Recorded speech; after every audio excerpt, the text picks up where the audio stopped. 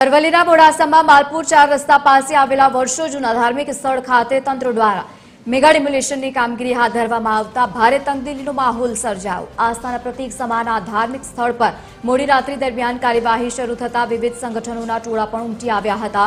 લોકોની લાગણી દુભાતા પરિસ્થિતિ અત્યંત ગંભીર બની ગઈ અને જેના પગલે મોડાસા ટાઉન પોલીસ સહિતનો મહત્વનો પોલીસનો બંદોબસ્ત ત્યાં ગોઠવી દેવામાં આવ્યો। ડીવાયએસપીએ કહ્યું છે કે સુપ્રીમ કોર્ટની ગાઈડલાઈન અનુસાર દબાણ હટાવવાની કામગીરી હાથ ધરવામાં આવી છે। અંતે સમજાવટ બાદ મામલો ઠારે પાડ્યો હતો અને ટોળા વિખેરાયા હતા।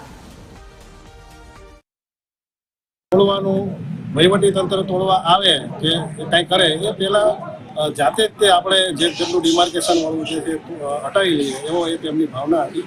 તો એના અનુસંધાન થોડી ગેરસમજ હતી, એ લોકોને આપણે સમજ આપી છે અને શાંતિપૂર્વક રીતે બધા વિખેરાઈ ગયા છે અને હાલ અમારો બંદોબસ્ત ચાલુ છે અને બિલકુલ શાંતિપૂર્ણ રીતે આ કાર્યક્રમ પૂર્ણ થવાનો છે અને એમાં કોઈ વહીવટી તંત્રને કોઈ જગ્યાએ બુલડોઝર ફેરવવું પડે એવી પરિસ્થિતિ ઊભી નહીં થાય એ રીતનું આગેવાનોએ અમને બાંહેધરી આપી છે અને જાતે જ એ લોકો પોતપોતાની રીતે પોતાનું દબાણ હટાવી રહ્યા છે।